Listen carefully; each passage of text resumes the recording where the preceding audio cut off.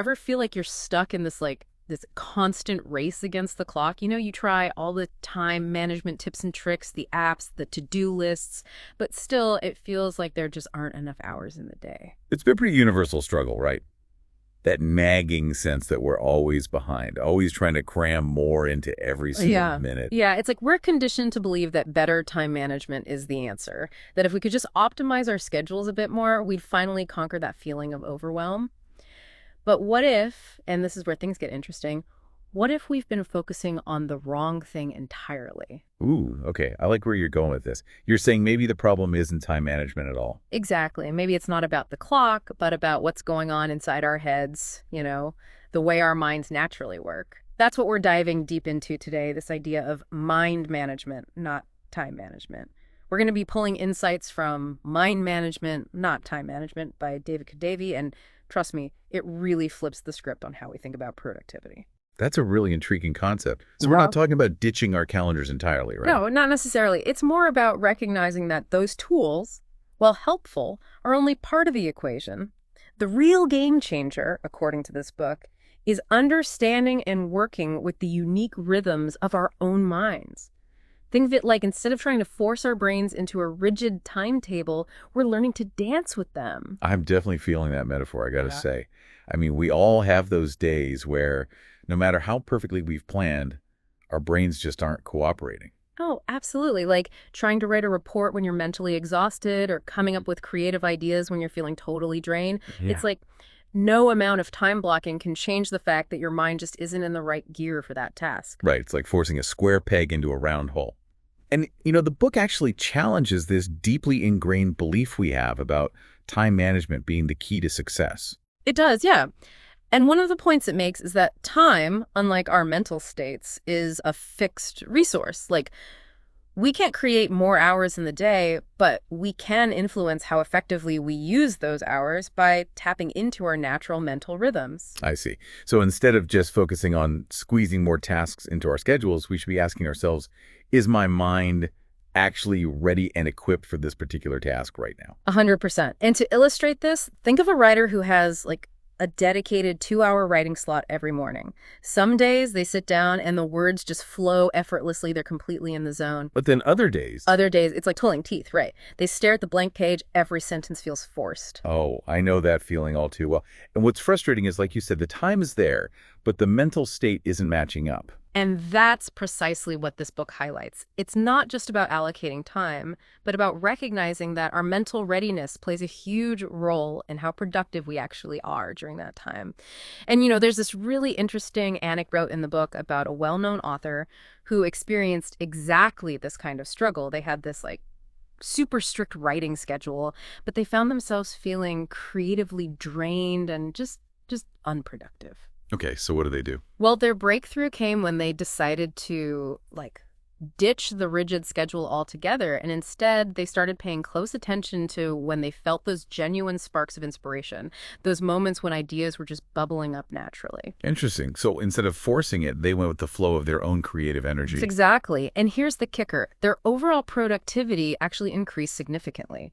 By aligning their writing with those natural bursts of creative energy, they were able to produce higher quality work, and probably with less struggle too. That's amazing.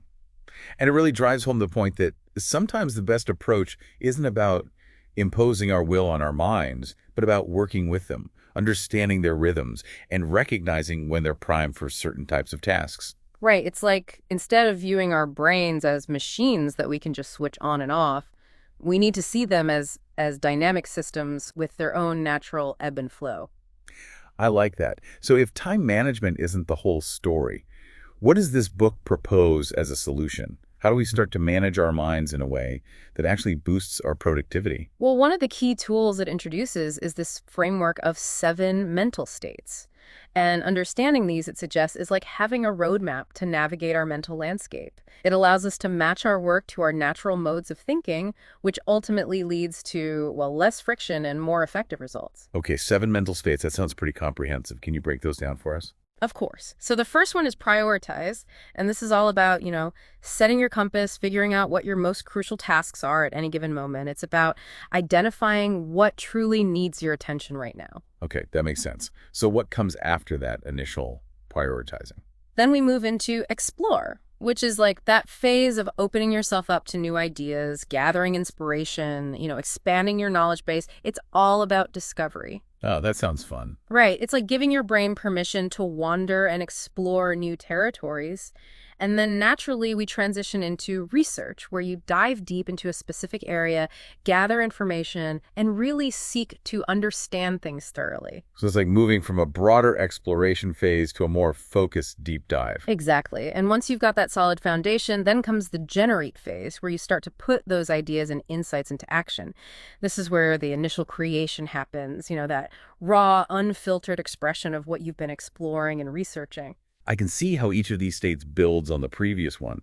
So what comes after that initial burst of creation? Well, then it's time to polish, which is all about refining, editing, and really perfecting your work. Ah, yes, the crucial stage of turning those raw ideas into something polished and presentable. Precisely.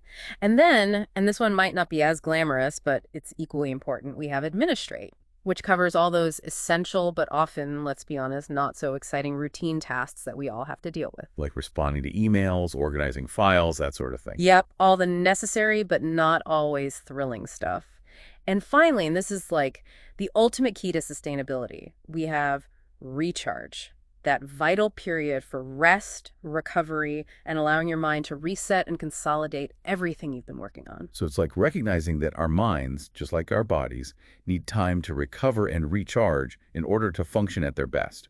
It's not about constantly pushing, pushing, pushing. Absolutely. And, when you think about any kind of creative process, whether it's writing a book, composing a song, or even developing a business strategy, these mental states feel so intuitive. Like you wouldn't jump straight into the detailed editing before you've even got a basic draft, right? It just wouldn't make sense. It's like the book uses the example of an artist's process, Yeah. which I think really brings this to life. Right. And it's such a clear analogy. Like an artist doesn't start by meticulously painting the fine details of a subject. They typically begin with exploration, sketching different compositions, experimenting with colors.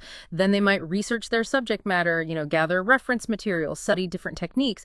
And only after all that do they move into actually generating the artwork itself, followed by that detailed and often very time-consuming process of polishing and refining. And I bet each of those stages requires a different type of mental energy and focus. Oh, totally. And it's not just individual creators who seem to work this way. The book also points to Pixar, the animation studio, as a prime example of an organization that really understands and leverages these different mental states. Oh, Pixar, that's a great example. They're known for producing some of the most creative and innovative animated films out there. Exactly. And what's fascinating is how they actually structure their entire film development process around these natural mental rhythms. Like they begin with very rough story ideas and character sketches, which is like the explore and generate phases in action. Right. So getting those initial ideas out there, experimenting, playing around with different possibilities. Exactly. And then they move into like extensive storyline testing and feedback sessions, which aligns more with the explore and research states. It's about gathering input, refining the narrative, making sure the story is really solid before they move on to the next stage. I see. So they don't just jump straight into the technically demanding and detail-oriented work of animation until the story itself is fully fleshed out. Yeah. Exactly. And only when they have that really strong foundation of story and character do they move into the really intensive polish phase, the animation, the visual effects, all the intricate details that make their film so visually stunning. That makes so much sense. And it makes me think, by respecting this natural flow of mental states, they're probably minimizing a lot of potential roadblocks and creative frustration along the way. Oh, I'm sure they are. It's like they've built their entire creative process around working with, not against, the natural rhythms of the mind. And that's ultimately what this whole concept of mind management is about, right? Recognizing those patterns and learning to ride those waves instead of constantly trying to fight against the current. And that's where that idea of riding the creative wave comes in, right? Yeah. It's about recognizing that we can't always control when inspiration will strike, but we can be ready to catch it when it does. Exactly. And the surfing analogy is so perfect, right? Like a surfer can't just will a perfect wave into existence. They have to be able to read the ocean's conditions, to position themselves strategically, and to be ready to paddle and catch the wave when it does appear. I love that analogy. And it makes me wonder, practically speaking, how can we start to cultivate that same kind of awareness and readiness Yeah. for our own, internal waves of inspiration and creative energy. Yeah, it's like, okay, this framework is great, but how do we actually put it into practice in our daily lives? And the book has some really practical advice for that. Like, the first step is all about cultivating self-awareness. Start paying attention to your own energy levels and mental focus throughout the day. Notice when you feel most alert and engaged, and conversely, when your mind tends to wander or feel more sluggish. That's like becoming an observer of your own internal landscape. Yeah. Like start noticing, okay, I tend to be most creative in the mornings, or I hit a slump after lunch, or my mind feels most open to new ideas when I'm out for a walk. It's about recognizing those patterns so you can start working with them. Exactly. And once you start to get a sense of your own personal rhythms, the next step is about resisting the urge to force things.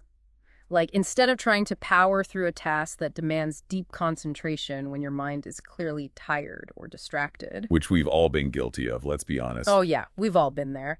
But instead of doing that, the book suggests shifting gears, working on something that aligns better with your current mental state. So if you're feeling drained and unfocused, maybe it's not the best time to tackle that complex report that requires laser-like attention to detail. Exactly. Maybe it's a better time to do some of those administrate tasks, clear out your inbox, organize your files, things that don't require as much mental heavy lifting. Or if you're feeling more open and less focused, maybe it's a good time to engage in some of those explore activities like reading, brainstorming, or just letting your mind wander a bit. That makes sense. It's like choosing the right tool for the job. But in this case, the tool is your own mental state. I like that. And the book also talks about the importance of creating supportive environments for these different mental states. Like, just as you might seek out a quiet, dedicated space when you need to really focus. Right, like a library or a dedicated home office. You might also want to find a more stimulating or inspiring environment when you're in an explore mental state. Like maybe a walk in nature, a visit to a museum, or even listening to certain types of music can help facilitate that shift in mental gears. It's like setting the stage for the type of thinking you want to do. Precisely.